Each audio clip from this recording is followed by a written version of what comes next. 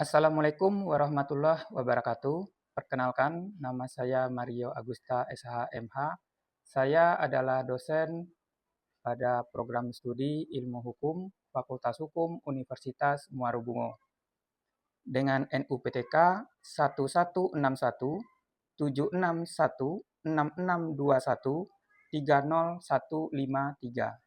Bidang keilmuan saya adalah hukum perdata. Saat ini, selain sebagai dosen, saya juga mempunyai tugas tambahan sebagai Kepala Subbagian Penjaminan Mutu pada Lembaga Penjaminan Mutu Internal Universitas Muarubungo.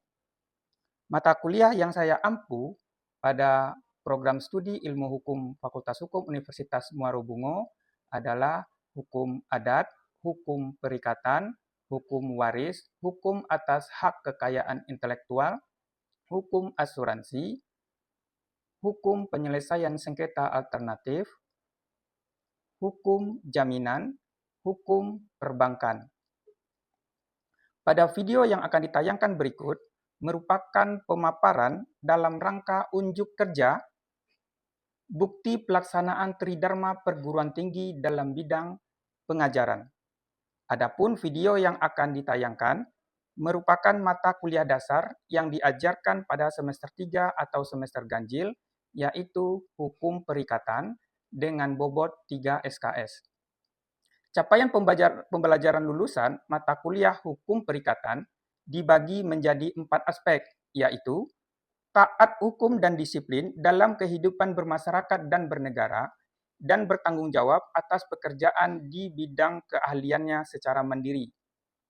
Memahami dan menguasai konsep, azas, dan teori mengenai hukum perikatan, dan mengetahui dan memahami jurisprudensi dan norma-norma hukum positif yang mengatur perikatan. Mampu menerapkan pemikiran logis, kritis, sistematis, dan inovatif dalam konteks pengembangan atau implementasi ilmu hukum, dan mampu mengkaji implikasi pengembangan atau implementasi ilmu hukum dalam rangka menghasilkan solusi atau gagasan. Mampu menerapkan konsep, azas, teori, doktrin, dan norma hukum dalam menganalisis persoalan dalam hukum perikatan dan solusi penyelesaiannya, dan mampu menyampaikan hasil kajian hukum perikatan secara lisan dan tulisan. Selanjutnya, capaian pembelajaran mata kuliah hukum perikatan ini adalah mahasiswa mampu memahami, menguasai, dan menjelaskan berbagai konsep, azas, teori, dan doktrin mengenai hukum perikatan. Mahasiswa mengetahui dan memahami dan menguasai berbagai jurisprudensi dan peraturan perundang-undangan yang berlaku di Indonesia mengenai hukum perikatan. Mahasiswa mampu menganalisis berbagai masalah-masalah hukum di bidang perikatan untuk kemudian merumuskan solusi pemecahan permasalahannya. Mata kuliah hukum perikatan membahas secara komprehensif tentang hukum perikatan yang berlaku dalam sistem hukum nasional Indonesia, yang meliputi pengenalan hukum perikatan, perikatan pada umumnya, perikatan yang lahir karena perjanjian, perikatan yang lahir karena undang-undang, dan beberapa perjanjian bernama. Materi yang diajarkan meliputi pengenalan konsep dasar perikatan, subjek dan objek perikatan, keadaan memaksa, ganti kerugian, macam-macam perikatan, hapusnya perikatan, pengenalan konsep dasar perjanjian, syarat sah perjanjian dan akibat hukumnya, isi perjanjian, pelaksanaan perjanjian, perbuatan menurut hukum yang melahirkan perikatan, perbuatan melanggar hukum yang melahirkan perikatan. Selain itu, mata kuliah ini juga membahas beberapa perjanjian bernama yang sering ditemui di tengah masyarakat. Adapun video yang akan ditayangkan merupakan sub mata kuliah hukum perikatan dengan bahan kajian objek hukum perikatan. Kemampuan akhir diharapkan mahasiswa mampu memahami pengertian dan bentuk prestasi dan wan prestasi. Diharapkan setelah mahasiswa menerima materi tersebut, mahasiswa dapat menjelaskan pengertian dan bentuk prestasi dan wan prestasi. Dalam pembelajaran, saya menggunakan teknik dengan pendekatan DIA, Delivery, Interaction, dan Assessment. Pada pendekatan delivery, saya menggunakan buku referensi, PPT, dan visual video. Yang mana buku referensi dan PPT tersebut sebelumnya sudah saya bagikan dan juga diwajibkan kepada mahasiswa agar terlebih dahulu membaca sebelum pembelajaran di kelas diselenggarakan. Sehingga nantinya mahasiswa tersebut sudah paham terlebih dahulu. Dan pada akhirnya, sewaktu pembelajaran itu terjadi, mahasiswa sudah mengetahui apa-apa saja yang memang mau dijabarkan oleh dosen yang menjelaskan. Untuk pendekatan interaktif, dilakukan melalui interaksi saya dengan mahasiswa, baik di dalam kelas maupun di luar kelas, dengan berbasis metode Student Center Learning, yang mana mengedepankan partisipasi aktif mahasiswa dalam proses belajar mengajar. Interaksi di dalam kelas dapat berupa dengan mengajukan beberapa pertanyaan kepada mahasiswa di tengah-tengah perkuliahan ataupun nanti di akhir perkuliahan. Pertanyaan tersebut diberikan kepada mahasiswa ataupun mahasiswa yang bertanya kepada dosen yang mengampu mata kuliah. Jika pertanyaan tersebut memang dirasa kurang pas dengan jawabannya, maka saya akan menjelaskan secara akademis, secara teori, untuk jawaban-jawaban dari pertanyaan mahasiswa tersebut. Pada asesmen, di mana penilaian mahasiswa, saya mengambil dari nilai yang diperoleh berupa kehadiran dan proses 15%, nilai kuis dan tugas sebesar 20%, nilai ujian tengah semester sebesar 30%, dan nilai ujian akhir semester sebesar 35%. Yang mana poin-poin tersebut berlaku sampai akhir perkuliahan, yang diakumulasi sebagai proses akhir hasil belajar mengajar. Sistem penilaian ini disampaikan pada pertemuan pertama dan tercantum dalam RPS mata kuliah. Demikianlah 3 aspek pelaksanaan kegiatan mata kuliah hukum perikatan menggunakan pendekatan delivery, interaction, dan assessment yang berbasis metode Student Center Learning. Berikut video pembelajaran dari saya untuk mata kuliah hukum perikatan. Assalamualaikum warahmatullahi wabarakatuh. Waalaikumsalam warahmatullahi wabarakatuh. Selamat pagi semuanya. Pagi, Pak. Salam sehat dan salam sejahtera bagi kita semua. Nah, pada kali ini kita bertemu kembali pada perkuliahan hukum perikatan. Namun sebelum kita mulai perkuliahan ini, tentu alangkah baiknya kita berdoa dulu kepada Tuhan Yang Maha Esa agar dalam proses belajar mengajar kita nantinya berjalan dengan baik, berjalan dengan lancar, dan materi yang kita bahas bisa kita pahami bersama. Nanti saya akan memimpin doa tersebut dan nanti silakan mahasiswa berdoa sesuai dengan agamanya masing-masing. Berdoa mulai.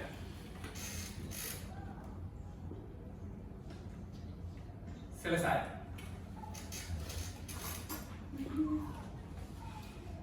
Sebelum perkuliahan kita mulai, maka sebagaimana yang saya sampaikan di awal pertemuan kita, bahwasanya salah satu komponen penilaian kita adalah kehadiran mahasiswa. Maka saya akan mengabsen mahasiswa terlebih dahulu satu persatu, nanti silakan menyatakan kehadirannya. Syarif Hidayatullah. Hadir, Pak. Idham. Hadir, Pak. Dian Ayu Sukma. Hadir, Pak. Ilham Ramadona. Hadir, Pak. Sylvia. Hadir, Pak. Hidayati Salsabila. Hadir, Pak. Raja Moga Hasan Daulay. Hadir, Pak. Mirza Marcella. Hadir, Pak.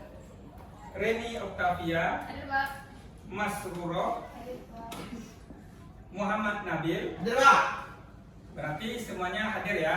Siap, hadir, Hadir, Pak. Pak.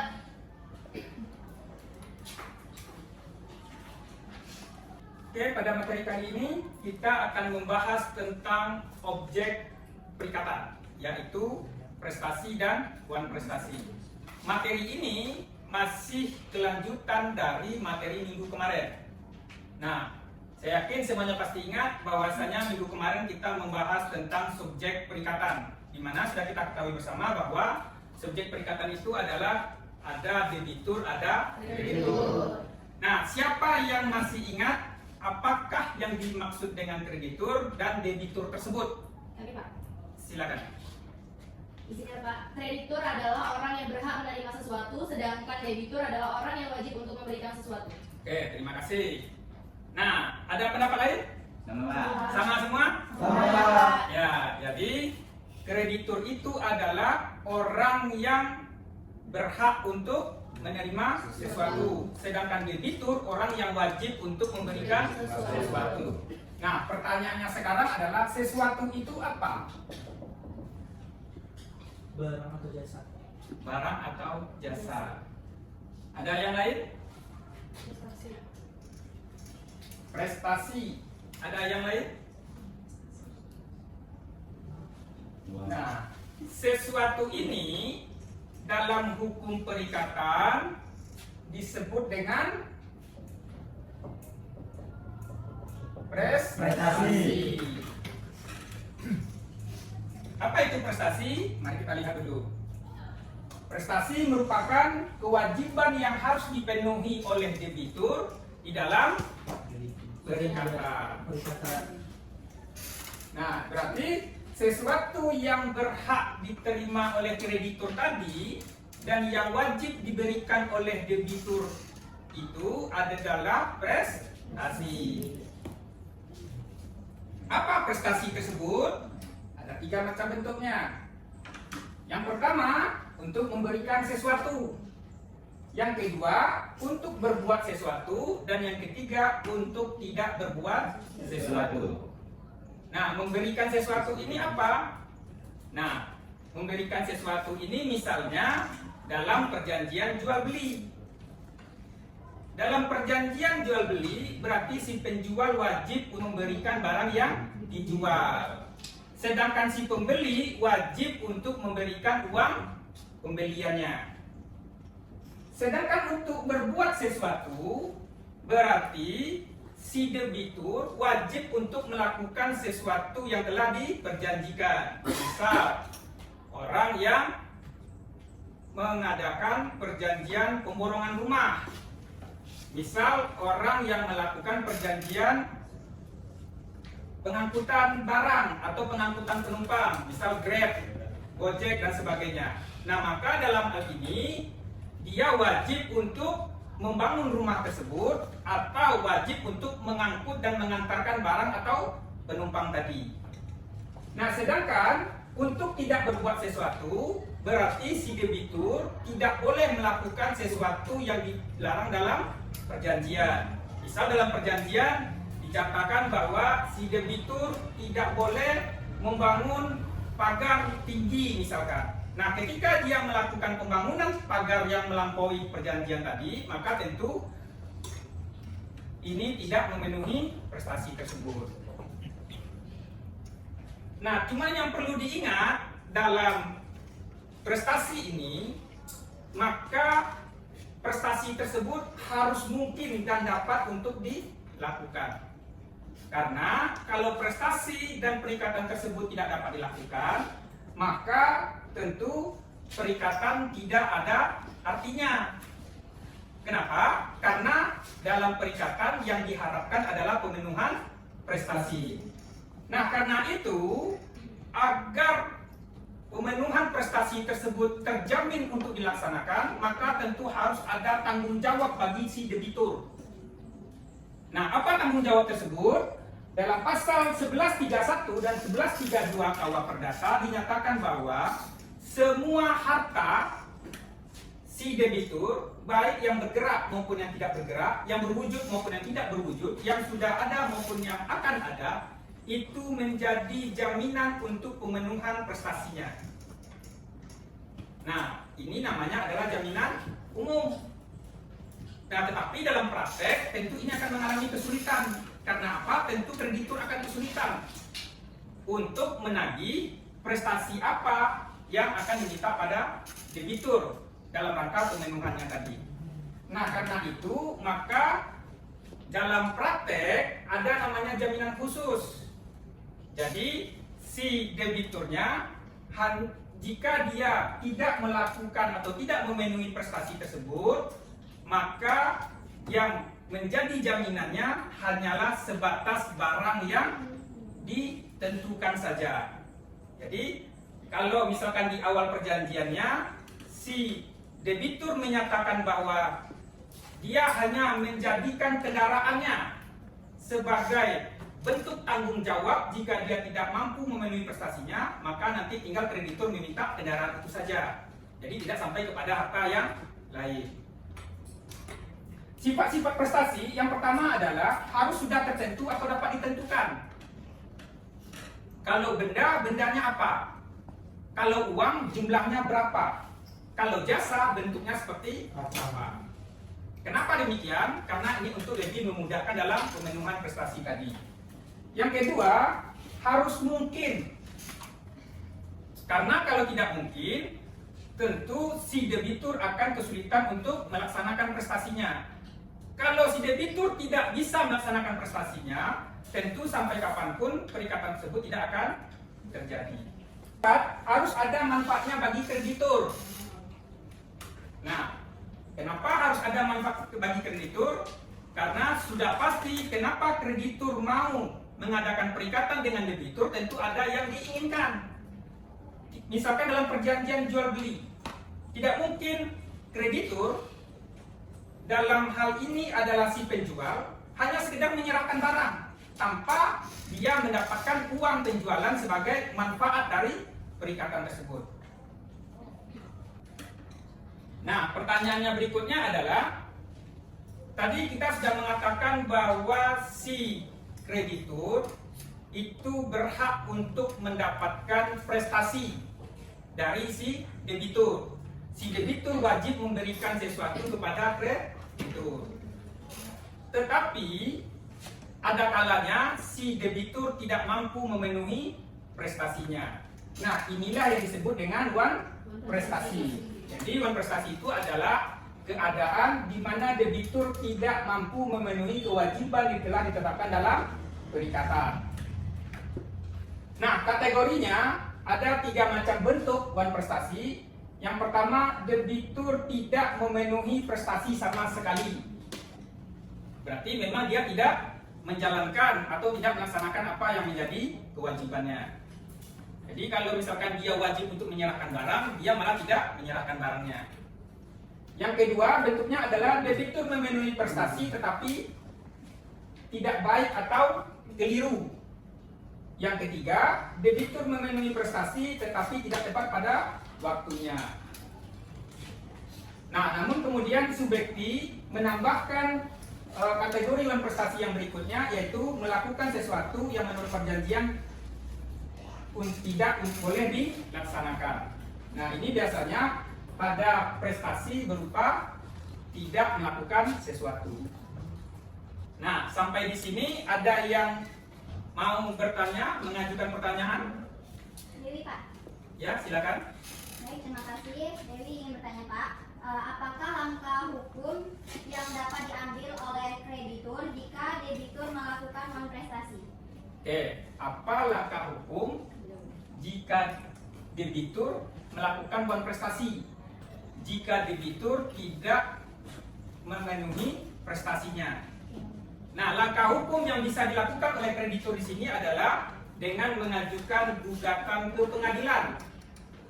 Jadi, bukan melaporkannya ke polisi atau kepada kejaksaan, tapi dengan mengajukan gugatan ke pengadilan.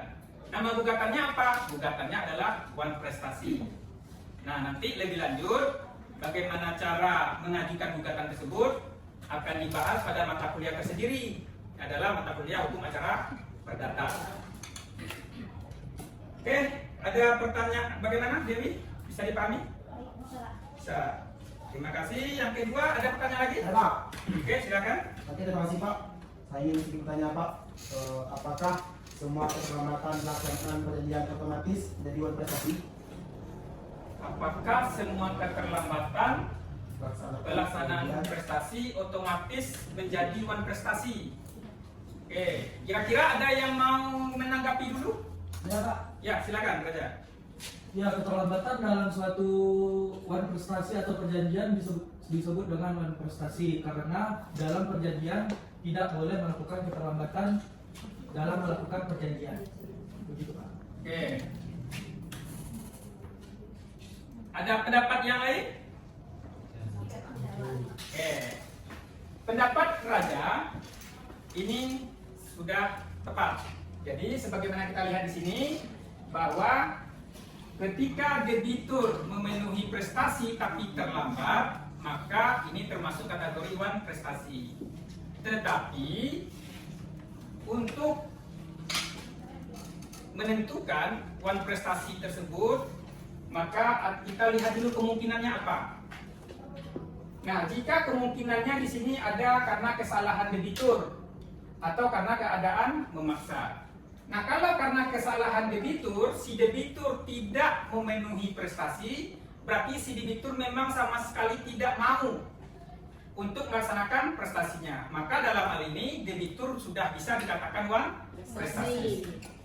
Tetapi kalau si debitur tidak memenuhi prestasinya, dalam hal ini terlambat memenuhi prestasinya tersebut karena ada keadaan memaksa, nah maka ada kemungkinannya si debitur dibebaskan dari keadaan wan prestasi tersebut. Bisa dipahami nanti? Bisa. Oke. Ada lagi pertanyaan berikutnya? Lanjut? Lanjut.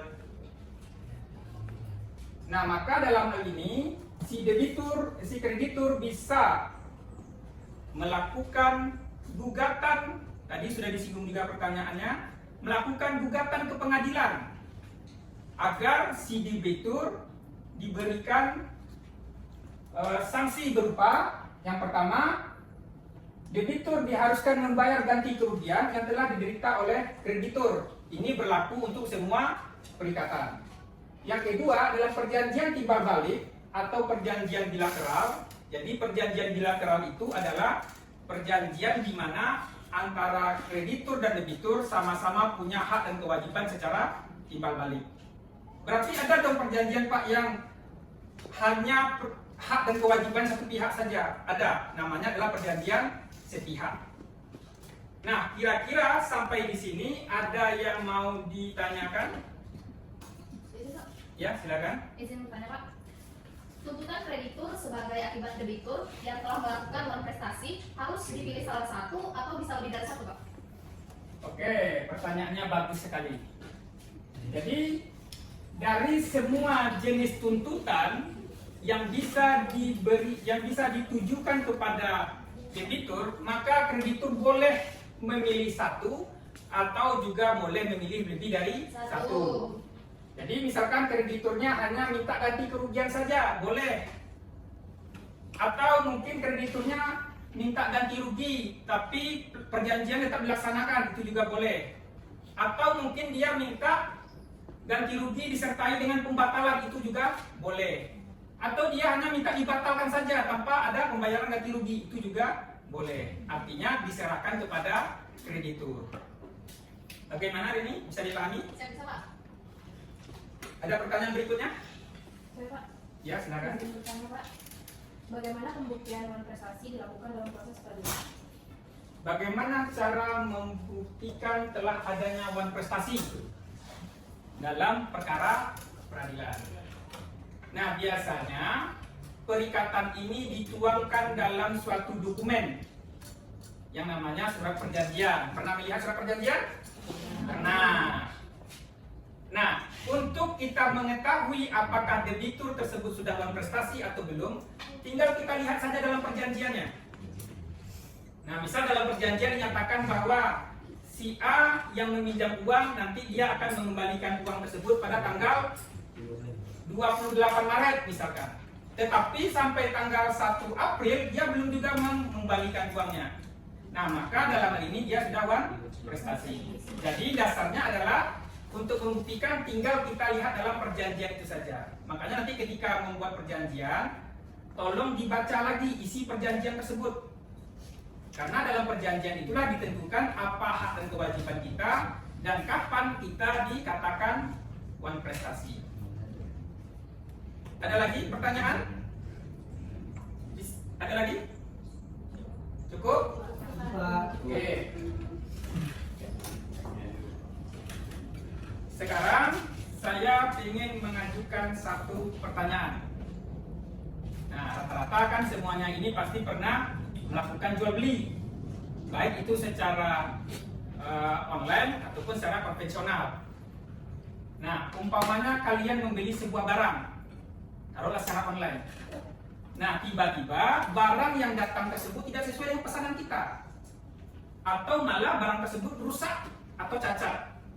Nah, kira-kira boleh nggak kita menolak barang tersebut? Boleh. Boleh. Kenapa? Karena Tidak sesuai. Sesuai dengan kesepakatannya. Nah, karena tidak sesuai dengan kesepakatan di awal. Artinya dalam perjanjian ini adalah apa yang kita nyatakan di awal itu yang harus kita tepati. Jadi tidak boleh menyimpang, tidak boleh berbeda dengan apa yang sudah disepakati di awal. Nah, pertanyaan yang berikutnya adalah, jikalau si A berjanji mengirimkan barang pada tanggal 1 Juni. Nah, tetapi dia malah mengirimkan pada tanggal 12 Juni. Nah, kira-kira dia sudah bisa dikatakan wan prestasi atau tidak? Ya? Ya, karena prestasinya dipenuhi tidak sesuai dengan tanggal yang dijanjikan. Oke. Ada pendapat yang lain? Sama semua? Nah, berarti kalian sudah memahami apa itu prestasi dan wan prestasi. Nah, sekarang dari semua materi yang sudah kita bahas, apa kesimpulan yang bisa ditarik dari materi ini? Siapa yang mau atau memberikan kesimpulan tersebut? Saya Pak. Silakan. Kesimpulan dari materi ini adalah prestasi adalah suatu kewajiban yang harus dipenuhi oleh debitur dalam setiap perikatan, dan wan prestasi adalah tidak terpenuhinya kewajiban yang telah ditetapkan dalam perikatan. Akibat hukum bagi debitur yang telah melakukan wan prestasi, debitur diharuskan membayar ganti kerugian yang telah diderita oleh kreditur untuk semua perikatan. Dalam perjanjian timbal balik bilateral, wan prestasi dari satu pihak memberikan hak kepada pihak lainnya untuk membatalkan atau memutuskan perjanjian lewat hakim. Risiko beralih kepada debitur sejak saat terjadinya wan prestasi hanya bagi perikatan untuk memberikan sesuatu.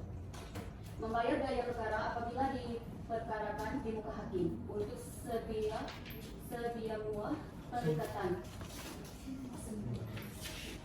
dan memenuhi perjanjian jika masih dapat dilakukan, atau pembatalan perjanjian disertai dengan pembayaran ganti kerugian untuk semua perikatan.